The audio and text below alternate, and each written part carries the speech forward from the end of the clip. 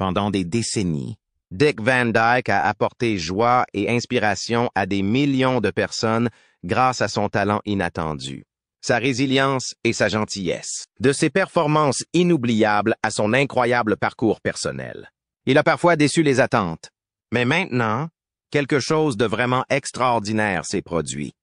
Un événement si important qu'il conduit le légendaire artiste à faire ses adieux d'une manière que personne n'aurait pu prévoir. Qu'est-ce qui pourrait provoquer un tel départ? Voyons cela plus en détail. Mais avant d'entrer dans la grande révélation, explorons le parcours qui a conduit à ce moment charnière. Voyez-vous, Dick Van Dyke a grandi avec son frère cadet, Jerry, dans une famille modeste, mais aimante. Leur père, ancien joueur de baseball et musicien, s'est reconverti dans la vente après la naissance de Dick, tandis que leur mère travaillait comme secrétaire. La vie n'était pas facile, surtout pendant la Grande Dépression. Mais même si l'argent était rare, sa famille arrivait toujours à joindre les deux bouts. Ils n'étaient pas riches, mais ils avaient assez, et ses parents n'étaient pas très stricts sur des choses comme le travail scolaire. L'humour est entré dans la famille, et Dick a souvent cru que ses parents étaient drôles pour avoir formé son sens de l'humour. Il a grandi à Danville, dans l'Illinois, une ville tranquille et proche qu'il a décrite comme la communauté des petits Américains parfaits. C'était le genre d'endroit où les voisins étaient gentils et où les problèmes semblaient très lointains. Dick avait une bonne relation avec ses parents. Mais une histoire de son enfance persiste. Le jour de son 18e anniversaire, sa mère lui a dit par hasard qu'il avait déjà 18 ans. Mais le jour n'a pas été ajouté. Ils ont dû mentir sur son anniversaire. Sa mère lui a expliqué qu'il était né avec des complications. Alors, ils ont ajusté la date. Curieux, Dick a demandé à sa grand-mère qui lui a révélé la vérité. Ses parents étaient nés avant leur mariage. Dans les années 1920, c'était un grand scandale. Et changer la date était sa façon de le couvrir. Sa mère a confirmé l'histoire plus tard. Et bien que ce fût incroyable pour Dick de découvrir qu'il était un enfant aimé, cela n'a pas changé ce qu'il ressentait pour ses parents ou son enfance. Peu de temps après avoir appris son véritable âge, Dick décida de rejoindre l'armée de l'air pendant la Seconde Guerre mondiale, allant même jusqu'à abandonner l'école pour y participer. Il était impatient de servir. Mais lorsqu'il apprit qu'il pourrait devenir un tueur dans un bombardier B-24, un poste dangereux avec de grandes chances de mourir, il décida que ce n'était pas pour lui. Il a plutôt rejoint un groupe qui divertissait les soldats, un rôle qui lui convenait mieux en raison de son amour pour le théâtre. Il avait déjà été actif dans l'orchestre et le club de théâtre de l'école, et ses expériences l'ont préparé à son nouveau rôle. Après la guerre, Dick est rentré chez lui et s'est mis à faire des spectacles, ne terminant jamais ses études. Mais cette partie de son histoire n'était pas terminée. À 68 ans, il a finalement obtenu son diplôme. Dick Van Dyke est né pour faire sourire les gens. En grandissant dans l'Illinois, il était entouré d'acteurs talentueux comme Donald O'Connor, qui allait devenir une star d'Hollywood. Mais le métier d'acteur n'était pas toujours prévu. Issu d'une famille religieuse, Dick pensait qu'il pourrait devenir pasteur. Cela a changé lorsqu'il a rejoint le club de théâtre de l'école. Il s'est concentré sur le théâtre, a fait quelques comédies musicales à l'école et a même trouvé un emploi à temps partiel dans une station de radio locale. À l'âge de 20 ans, il a commencé à fréquenter une fille de sa ville natale, Margie Willett. Ils voulaient se marier, mais n'avaient pas d'argent. Jusqu'à ce qu'un producteur de radio pour l'émission Bride and Groom propose de payer leur petite maison et leur anniversaire s'ils se mariaient en direct. Ainsi, in 1948, avec 15 millions de téléspectateurs à l'émission, Dick et Margie se sont mariés à la radio. Après la petite maison, ils ont fait de Los Angeles leur foyer. La vie leur a apporté une pause immédiate. Pendant la pause, Margie a souffert d'une pause. Mais après la cure, les deux se sont réunis avec leur numéro de comédie, The Merry Mutes, de Reno à Miami en passant par Atlanta. Ils se sont produits dans tout le pays, apportant le rire partout où ils allaient. Au fil du temps, leur famille s'est agrandie, accueillant 4 enfants, Christian, Barry, Stacy et Carrie Beth. Au fur et à mesure que la carrière de Dick se développait, Margie restait en coulisses.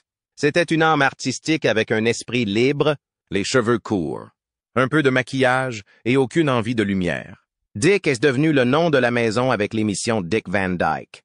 Mais que diriez-vous si nous vous disions que Johnny Carson aurait pu être Rob Petrie au lieu de Dick Van Dyke? Il est difficile d'imaginer l'émission Dick Van Dyke sans sa star emblématique. N'est-ce pas? Eh bien, voici le truc. Il ne s'agissait pas toujours de son rôle.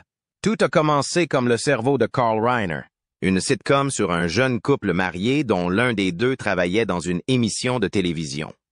En fait, Reiner avait d'abord prévu de jouer lui-même le rôle de Rob Petrie. CBS a aimé le concept et a même approuvé le pilote, mais n'a pas vendu à Reiner le rôle principal, bien qu'ils aient adoré le potentiel de l'émission. Ils ont estimé qu'ils avaient besoin d'un visage différent pour la chaîne. On suppose que le fait que Reiner soit juif a joué un rôle dans les hésitations de la chaîne. Quoi qu'il en soit, la recherche d'un nouveau Rob Petrie a commencé. Croyez-le ou non, Johnny Carson, qui allait devenir une légende de l'après-midi, a été l'un des derniers concurrents. Finalement, Carson et Dick Van Dyke ont été choisis. Van Dyke a décroché le rôle grâce à son succès à Broadway dans Bye Bye Birdie. La chimiothérapie entre Dick Van Dyke et Mary Tyler Moore était l'un des fils conducteurs de l'émission, faisant des deux le couple parfait à la télévision. Mais il y a un retard surprenant. Au début, Dick ne voulait pas de Mary dans la série. Il pensait qu'elle était trop jeune, étant de 11 ans son cadet. Cependant, Carl Reiner a cru en Mary et l'a épousée quand même, éliminant ainsi toute préoccupation concernant l'âge. Apparemment, Reiner avait raison. Les téléspectateurs ne l'ont jamais remarqué ni s'en sont inquiétés. Dick était si nerveux avant d'enregistrer le pilote qu'il a perdu 2,3 kilos en une semaine et a fait une poussée de fièvre.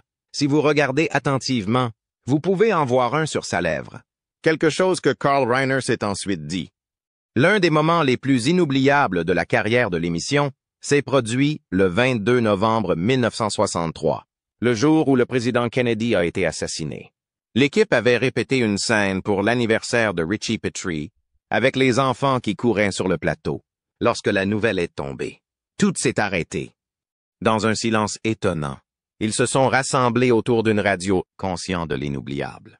Carl Reiner, comprenant le poids du moment, a renvoyé tout le monde chez lui pour la journée. Malgré son éclat, l'émission de Dick Van Dyke n'a pas connu un début facile. L'un de ses plus gros annonceurs n'était pas d'accord. Ils aimaient tellement l'émission qu'ils ont menacé de retirer leur publicité si CBS l'annulait. CBS a fait ses adieux, a changé l'émission à une meilleure heure, et ainsi, l'audience a explosé. L'émission est devenue un grand succès et aurait pu durer des années, mais l'équipe ont décidé d'y mettre fin après 5 saisons, alors qu'ils étaient encore au sommet. À la fin de l'épisode, Dick Van Dyke et Mary Tyler Moore étaient des noms familiers, conçus pour des carrières encore plus grandes.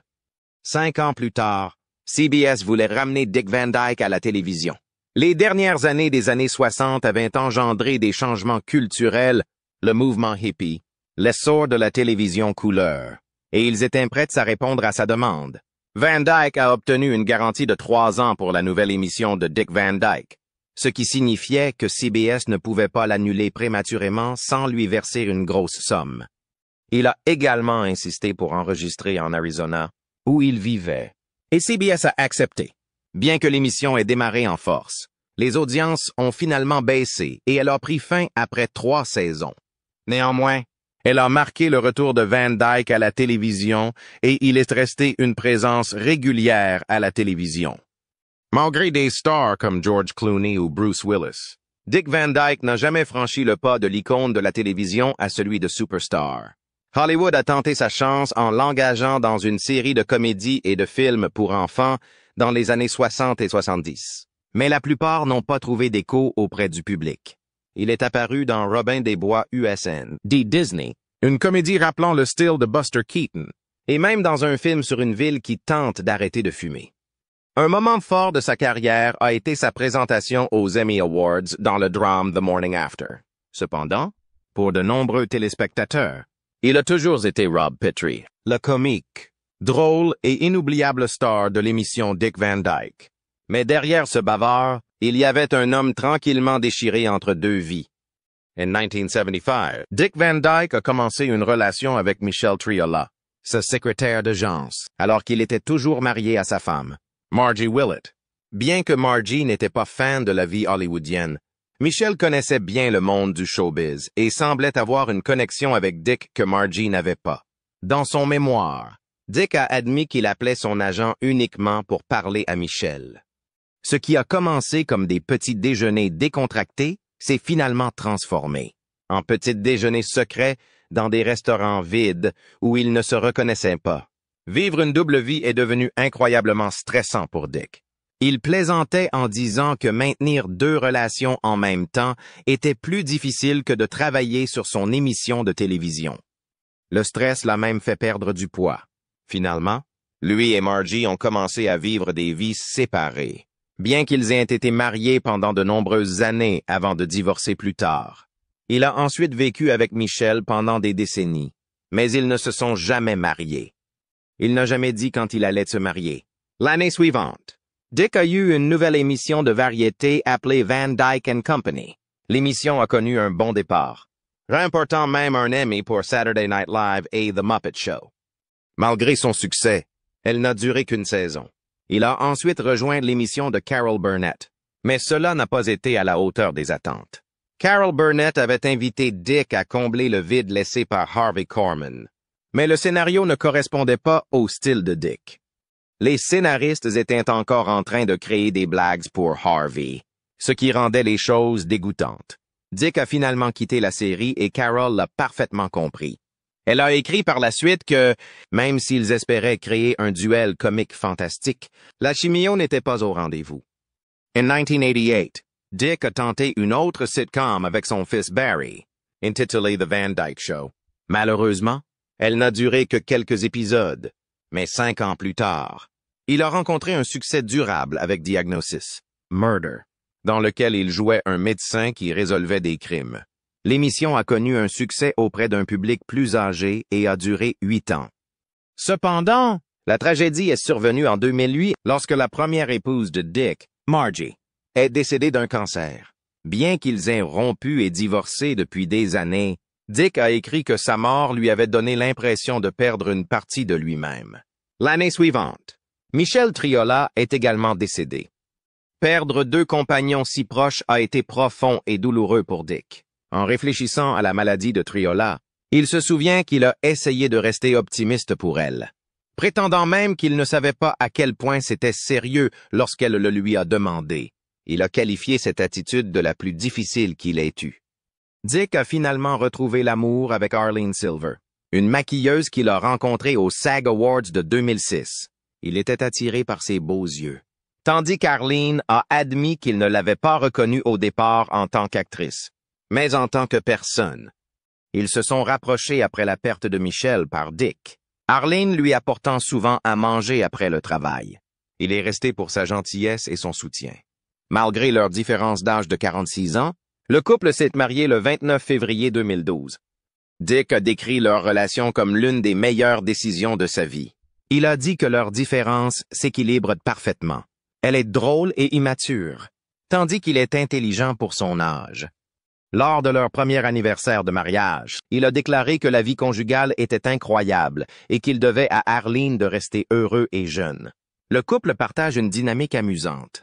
Arlene danse souvent dans la cuisine en faisant des blagues, et Dick affirme qu'il est impossible de se sentir triste quand il y a toujours quelqu'un dans la vie.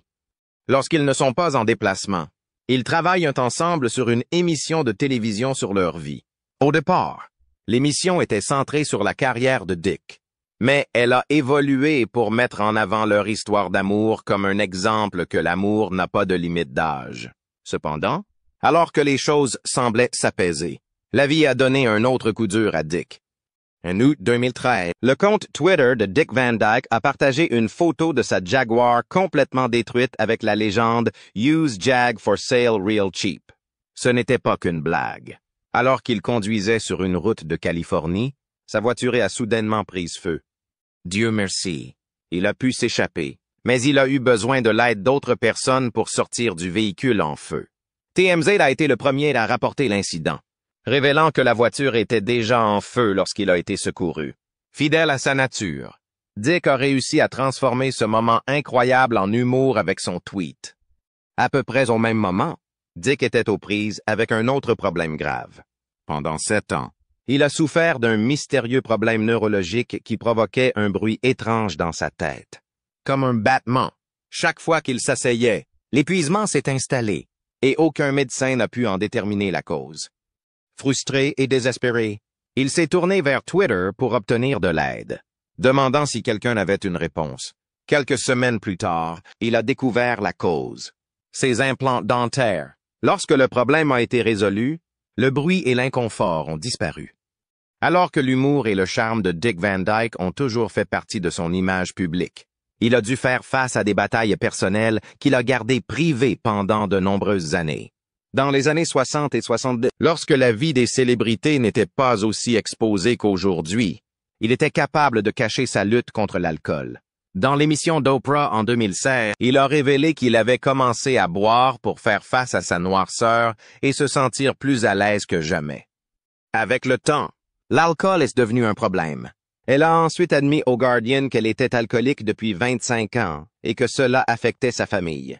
Dans le podcast Bullseye avec Jesse Thorne, elle a réfléchi à ces années, disant qu'elle ne se rendait même pas compte qu'elle avait un problème, qu'elle buvait souvent à la maison et qu'elle était trop indulgente. La cigarette était un autre défi auquel il a été confronté. À un moment donné, il fumait jusqu'à 3 paquets de cigarettes par jour. Il a décrit cela comme la pire dépendance et a essayé de l'arrêter sans succès pendant des années. Ce n'est que lorsqu'un médecin lui a montré une radiographie de sa poitrine et a souligné les premiers signes d'emphysème qu'il a finalement arrêté de fumer pour de bon. Dick a été franc sur la façon dont ses dépendances ont affecté sa santé mentale. Il a admis qu'il luttait contre la dépression et qu'il avait même des pensées suicidaires. Il a finalement cherché de l'aide auprès de Rehab et des alcooliques anonymes, ce qui a marqué un tournant. Il a expliqué qu'un jour, l'alcool a cessé de lui faire du bien et a commencé à le rendre malade. C'est alors qu'il a décidé d'arrêter, même si le processus n'a pas été facile. Il est sobre et ne fume plus depuis de nombreuses années maintenant, bien que les effets de ses habitudes passées persistent. Il a lutté contre des problèmes sanguins, notamment une pneumonie et un collapsus. Malgré ses difficultés, Dick Van Dyke a utilisé son histoire pour inspirer les autres. En parlant ouvertement de ses difficultés, il a aidé les gens à se sentir moins seuls dans leur combat contre la dépendance. Il est particulièrement fier qu'un centre de réadaptation à New York l'ait nommé, reconnaissant l'impact que son histoire a eu sur tant de vies. Maintenant, vous pourriez penser qu'après 60 ans sur scène, Dick Van Dyke serait à la retraite pour le moment, mais détrompez-vous. Il est sur le point de fêter ses 100 ans et il est toujours en forme. Il a l'air incroyable pour son âge. Dans une interview avec Today, Dick a déclaré qu'il ne pensait pas prendre sa retraite un jour car il s'amusait trop. Il a dit à Larry King que la vieillesse était la meilleure période de sa vie. Il adore passer du temps avec sa femme et est ravi de pouvoir encore chanter et danser. Cette énergie et cette positivité sont peut-être la raison pour laquelle il est toujours aussi populaire aujourd'hui. En 2021, Dick a reçu les honneurs du Kennedy Center pour son incroyable carrière. Sa co-star de Mary Poppins, Julie Andrews, lui a remis le prix en disant qu'il semblait avoir trouvé le secret du bonheur. C'est la preuve que l'âge n'est pas un obstacle. Récemment, Dick est apparu dans Des jours et des vies, jouant un homme amnésique qui ne sait pas qui il est. Il semble être le père de l'un des personnages principaux et il se retrouve dans la série. Il a même fait un claquette avec un autre acteur, Bill Hayes. Ce rôle lui a valu une nomination aux Emmy Awards et, à 100 ans, il a battu le record de longévité sans jamais avoir été nominé dans cette catégorie. L'année dernière, Dick est apparu dans The Masked Singer habillé en gnome, bien qu'il ait été choisi en premier lorsque tout le monde a découvert que c'était lui. Il a reçu une ovation. La juge Nicole Scherzinger était tellement émue qu'elle a même commencé à pleurer. Dick a admis qu'il n'avait jamais vu l'émission avant d'être invité, mais il a pensé que cela avait l'air amusant. Il a dit que c'était la chose la plus bizarre qu'il ait faite et le public l'a adoré parce qu'il pense que rester en forme est la clé de sa santé. Il travaille toujours 3 fois par semaine en se concentrant sur les étirements, le yoga et l'utilisation de machines d'exercice pour rester fort. Il a récemment partagé dans un podcast à quel point il est important de rester actif et à quel point il aime ça. À l'approche de son 100e anniversaire en décembre, Dick Van Dyke prévoit une grande célébration. Il a déclaré que son 90e